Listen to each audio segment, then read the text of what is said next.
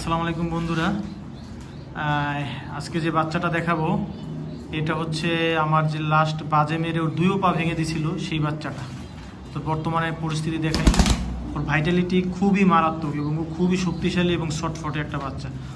ওকে ঘর লাগানোর পরের দিনই ওরে বাজে মারছিল। ও এখনও জিরো পরে আছে, ওর ফেদার এখনও পড়েনি, ও এখনও জিরো ফেদারে, ওর কোনো ফেদারই পড়েনি। কারণ আমি তো অনেক ছোটোবেলা ঘর লাগাই। হ্যাঁ, ওর ব্যালেন্স ট্যালেন্স খুব সোজাই দেখো, সোজা করে দেখো, ব্যালেন্স সুন্দর। হ্যাঁ, এটা ওকে যেভাবেই করো ওর ব্যালেন্স ঠিক থাকবে, ওর ব্যালেন্স নড়বে না।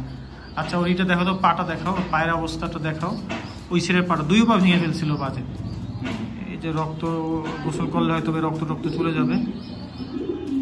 এই যে আসলে মুমিন এই পাটারে ঠিক মতো বাঁধতে পারে না। যদি এভাবে পা ভাঙে তাহলে দুই পাশে দুইটা ম্যাজের কাঠি দিয়ে তারপরে যে ব্যান্ডিশের যে কস্টেপ আছে ওই কস্টেপ থেকে সুন্দর করে বাঁধলে পাটা একদম সোজা হয়ে যেত।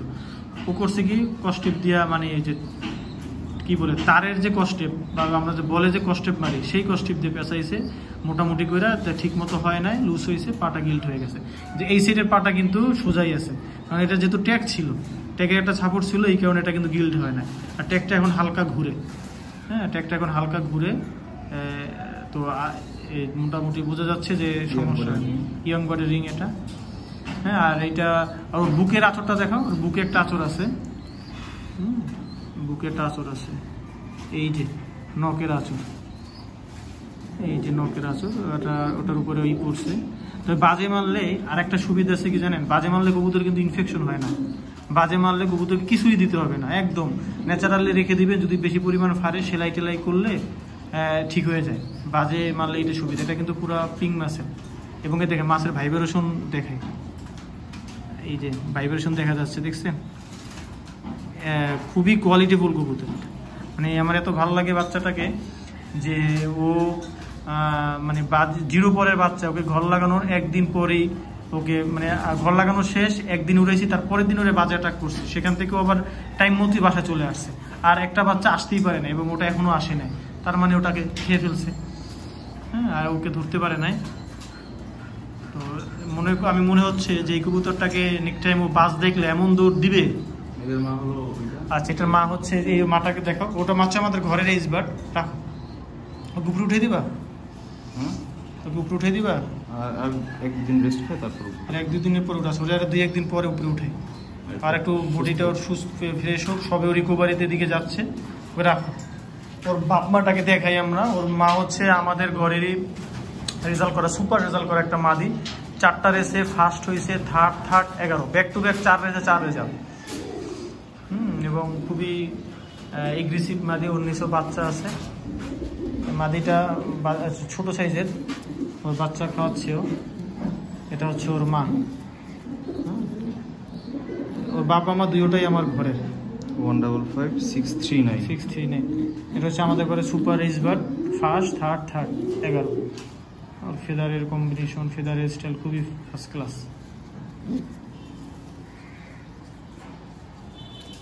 আর ওর সাথে তখন জোড়া দেওয়া ছিল এই নটটা ছিল, এই নটটার ভাই ছিল, ভাই এবার এই সাইডে। আমি এবার পেয়ার মাদি, আমি 2 জোড়া বাচ্চা করে মাদিকে একটু রেস্ট দিছিলাম। আমি 2 জোড়া বেশি করি না, যেহেতু নতুন কবুতর। 2 জোড়া বাচ্চা করে তারপরে আমি রেস্ট দিয়ে আবার জোড়া দিচ্ছি। এখন আবার 1 জোড়া করে এবার পেয়ার শেষ, তারপরে আর পেয়ার থাকবে না, কারণ পেয়ার ভাঙার একদম সময় চলে আসে। এইটা হচ্ছে ওর বাপ।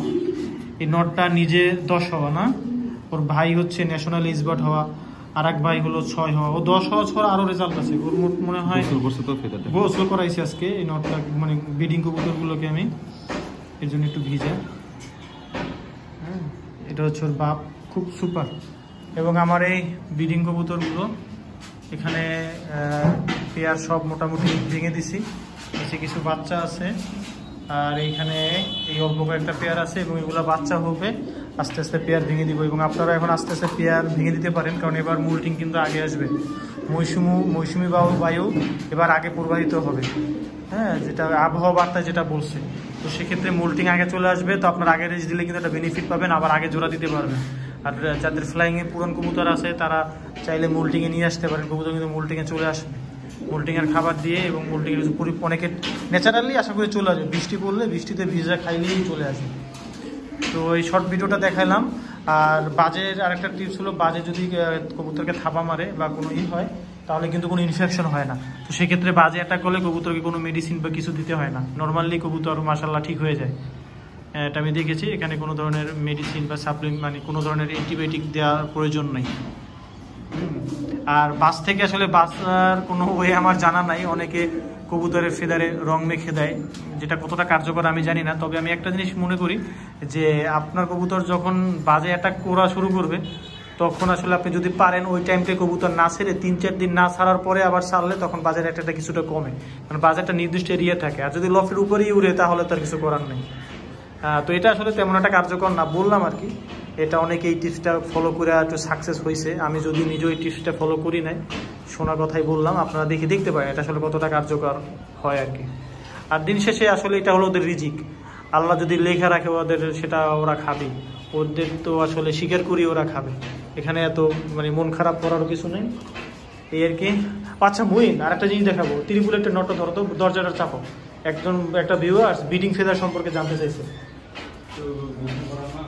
ওহো, গোসল করা, তাও ধরো সমস্যা নেই, যা দেখা যায় নটটা ধরো। যেমন আমার একটা নর আছে, ওর ট্যাগ নাম্বার লাস্টে 888, আমি ওর নামে লিখছি 888। হ্যাঁ, তো গোসল করাইলে আসলে ফেদারটি হয়ে যায়।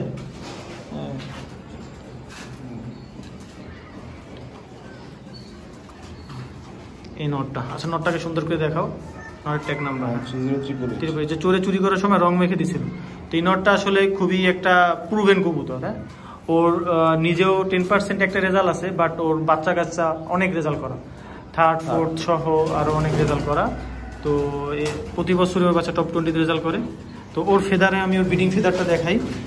হ্যাঁ, তো বিডিং ফেদারের যে কোয়ালিটিটা এটা অনেকে বুঝেন না। তো এদের সিস্টেমটা হচ্ছে, এই যে মাথাটা দেখছেন, এই মাথাটা সোজাসুজি থাকবে, মানে থাকবে না, ছুরির মতো থাকবে না, অথবা মানে থাকবে না, মানে মাথাটা চিকুন থাকবে না।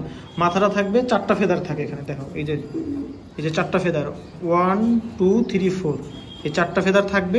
এই 4টা ফেদারটা খুব সুন্দর থাকবে, 4টা ফেদারের মাথা এইভাবে থাকবে, ভোতার মতো থাকবে। এটা আসলে বিডিং ফেদারেরই। আর একটা জিনিস বলে, ধরো কবুতরটাকে, যে বিডার কবুতরের আরও 2টা ওয়ে আছে বুঝার। একটা হচ্ছে চোখ, হ্যাঁ চোখ, আর একটা হচ্ছে মুখের ঠোঁটের নিচে। আচ্ছা, এই যে চোখের বিষয়টা আমি আসলে নিজে অত ক্লিয়ার বুঝি না, কারণ এটা অনেক ডিপলি বিষয়। আর একটা হচ্ছে এইখানে একটা ইসের মতো হয়, এই যে একটা গোটার মতো টাইপ আর কি।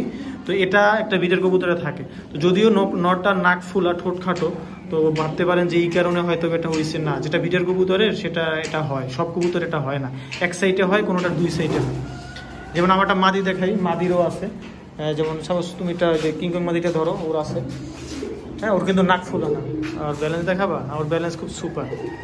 হ্যাঁ, তো এই আর কি। তো এই কবুতরটির জন্য দেখালাম যে আপনার এই ভিডিওর ভিতরে আপনার ওই যে প্রশ্নের অ্যান্সারটা আমি দিয়ে দিলাম। একটা মাদি দেখাও, যে এই 2টা জিনিস থাকলে যে বিডার খুব ভালো, ব্যাপারটা কিন্তু এমন না। হ্যাঁ, এটা ছাড়াও কিন্তু একটা কবুতর ভালো বিডার হতে পারে। আচ্ছা, বিদেশিটা ধরো, বিদেশিটা দেখে, বিদেশির যে ঠোঁট কাঁচা, ওর তো নাক একদমই ফুলা না। হ্যাঁ, 15 সালেরটা,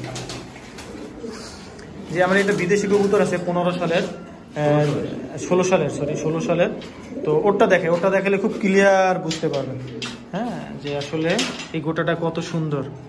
হ্যাঁ, এই পাশে তো দেখেন, ওর তো যেহেতু নাক ফুলা না, ওর নাক একদম কাঁচা ঠোঁট, গোসল করেছি তো এর জন্য একটু ভিজে। এই যে দেখেন, এখানে ওরিটা আছে, ঠোঁটের এখানে আছে।